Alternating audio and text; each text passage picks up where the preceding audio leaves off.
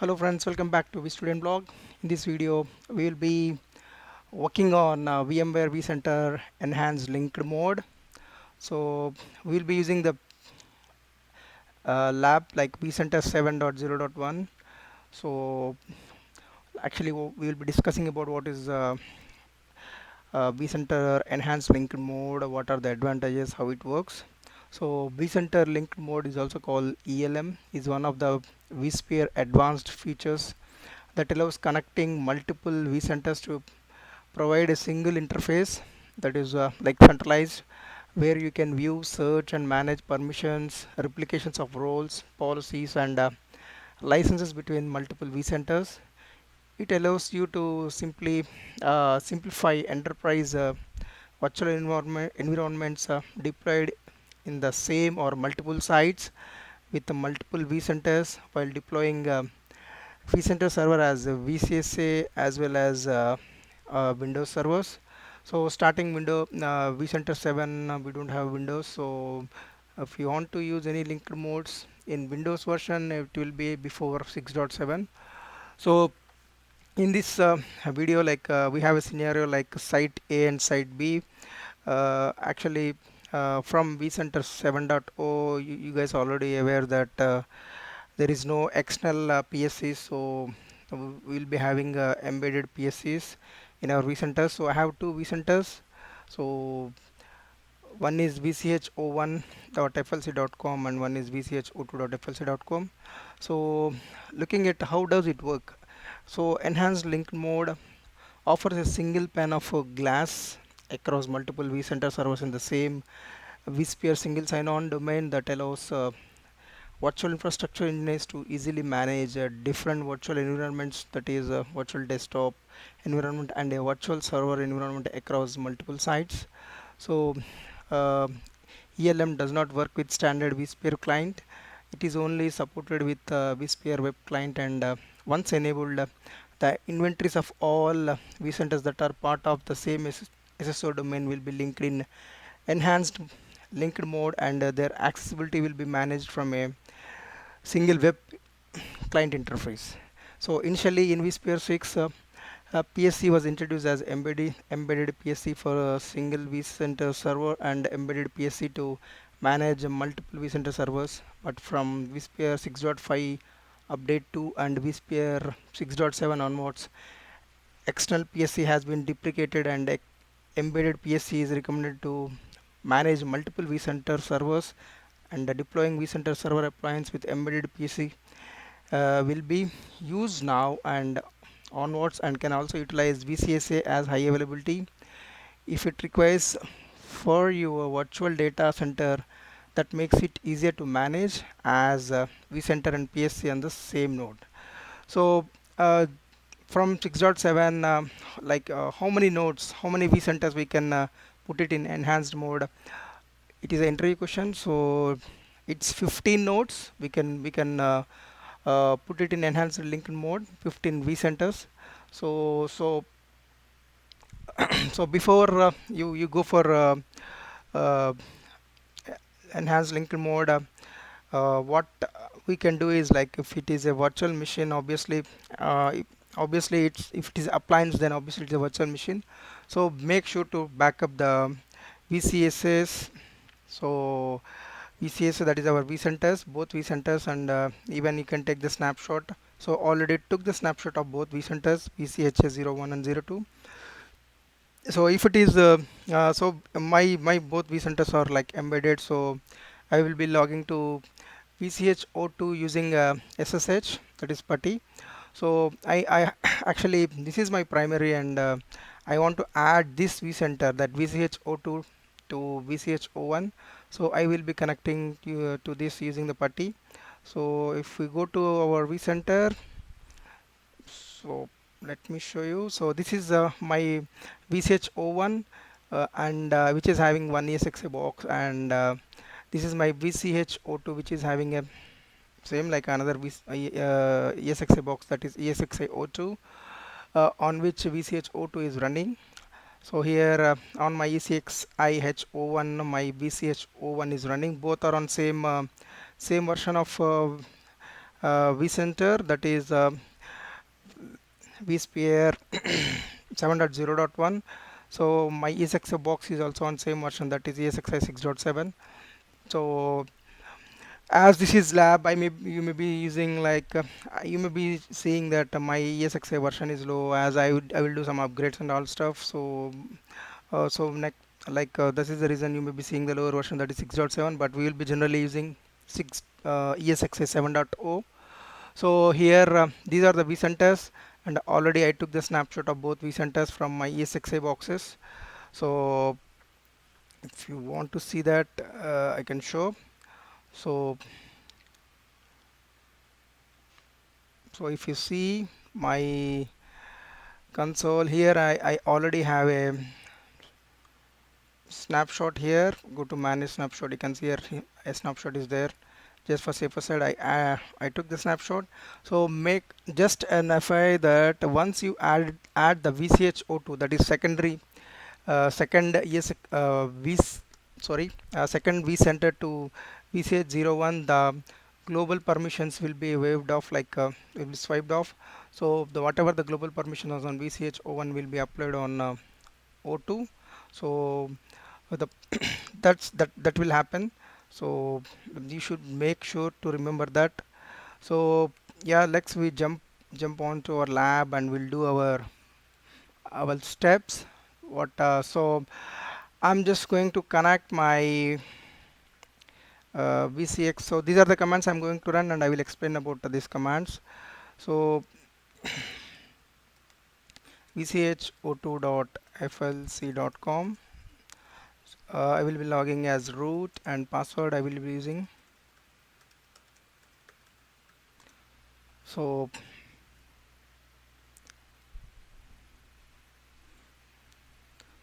I just logged in. So let me explain about these commands which you are using. So the first command is a CMSSO. Let me tell you one thing.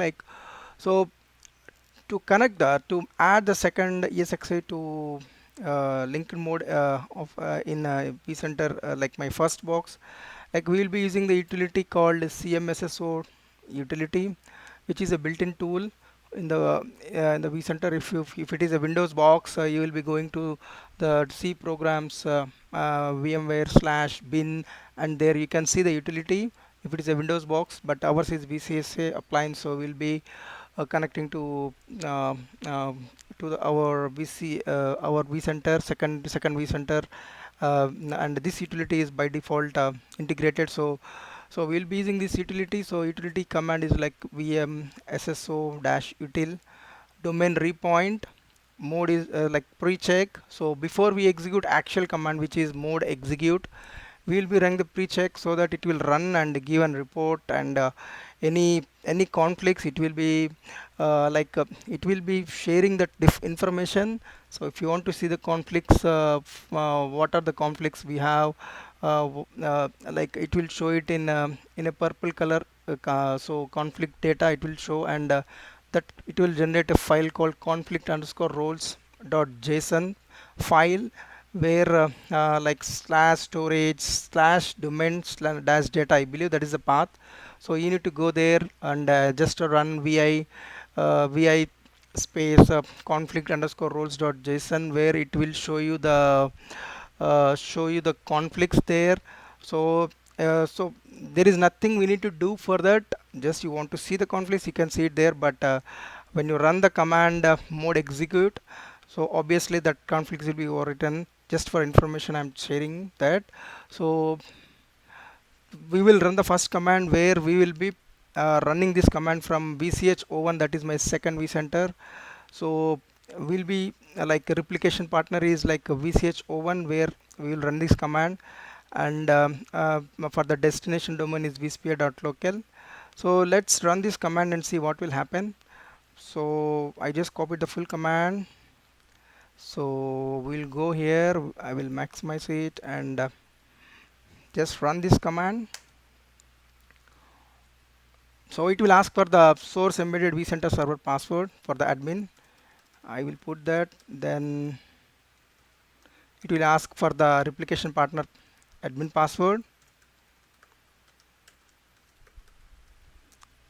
So once you put the password, right password, then it will give some warning that global permissions for the source vCenter server system will be lost, that is on VCHO2. The administrator for the target domain must add global permissions manually. Source domain users and groups will be lost after the repoint operation. So here you are using administrator the vsp.local will be assigned. So default whatever the administrator the vsp.local on the primary, that is VCHO1, the first server, first vCenter, like it will be assigned. So here if you go through this, so uh, before running the repoint operation, you should back up of all nodes including external database. So we don't have any external database, ours is a built-in database, so that's fine. We already took a snapshot, so we will proceed with that. So otherwise you can cancel by pressing no. So repoint node information is like source embedded vCenter server, that is VCHO2. So replication partner platform services controller is VCHO1. So we are going in a right way. So I will just press yes and click and press enter. So now if you see here, starting license pre-check, all whatever the process, I think 11 to 12 process steps will be there, which it will check one by one. And once this is done, it will give an report, it will give an status. It won't give any report, but it will give a status. So I will just pause the video, and once this pre-checks are done, we'll proceed with next level. So yeah, so here as I said, you are able to see that conflict data, if any, can be found on the path, that is slash storage slash domain dash data slash conflict star.json, which I was explaining you guys. So when you go here and open it with VI editor, you'll be able to see the conflicts there. So a pre-check is successful, so we will go for seconds command. So we need to pause the video, that's a good news. So just home and copy it. So here like same command, but we are just changing the mode from pre-check to execute. So this is like once you proceed with this, once you press enter, so obviously it will start the same process, but as I said, here we are able to see only three pre-checks, but once you run this command, it will run almost 11 to 12 steps. So I'm just proceeding with that. So again, you need to give the username password, like a password for source and replication partner. I'm doing that right away. Again, the replication partner password for admin. Okay.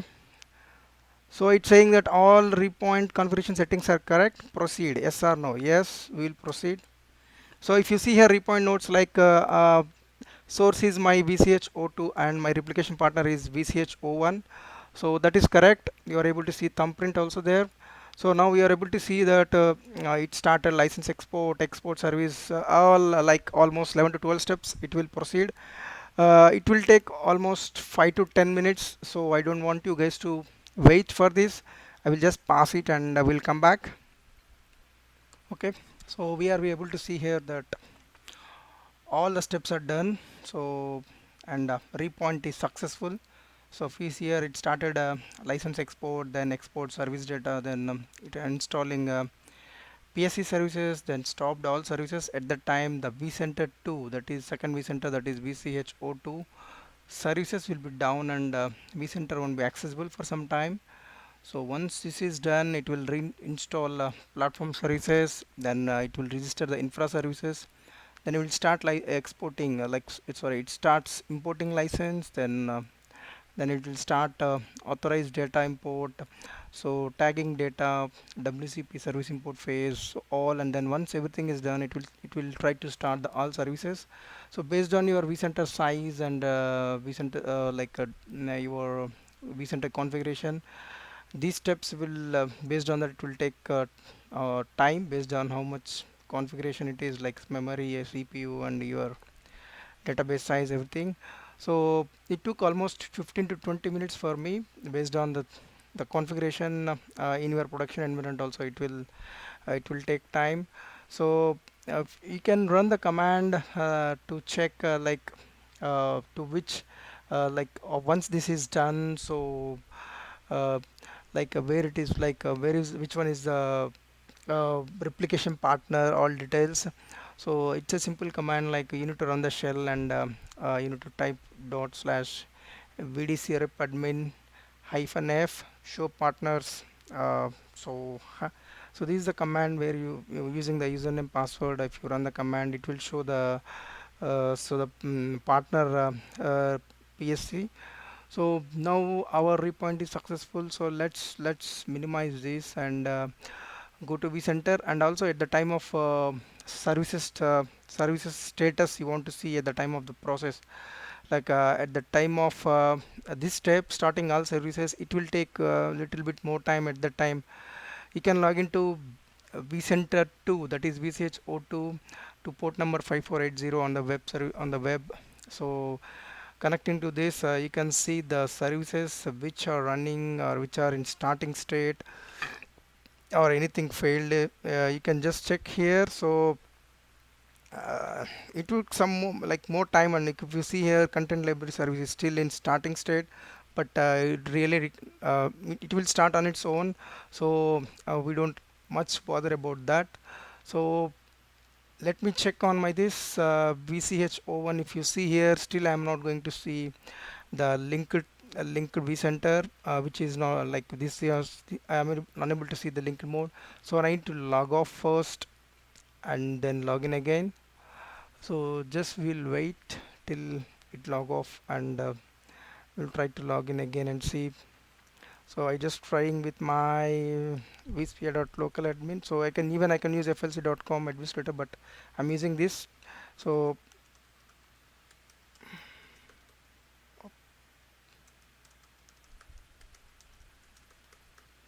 so let's log into this server and see whether our linked mode configuration process is successful or not.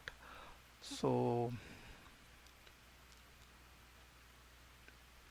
let's see. Okay, there we go. So now we are able to log in, and now we are able to see that I'm able to see that VCHO2 is now it's listed here. So our lab is successful now. So these are steps we need to follow. Same thing for when it is 6.5 Windows box Windows. So if you have an external PSC there, instead of logging to vCenter, we need to log into uh, external PSC server, that is second PSC server. So here, let me show the diagram and explain you, it will be easy. So if it is external PSC, here in our case it is in embedded, so we just logged into second vCenter. But if it is external PSC in Windows Server 6.5 or something like that, you need to log into PSC server and you need to run all these commands. So that's all for this video, and my next video will be on how to break this link mode. So for example, this site is decommissioned, that the data center is decommissioned, and these two servers are in linked mode. But if you want to break it, you need to follow few steps. So mostly you won't get videos on that, maybe you get it, but so it's I just in my next video I will in clear I will show the steps how to do it on a Windows box, and how to do it on our VCSA servers, VCSA vCenter servers. So just stay tuned, and thanks for watching, and please do subscribe. Bye bye.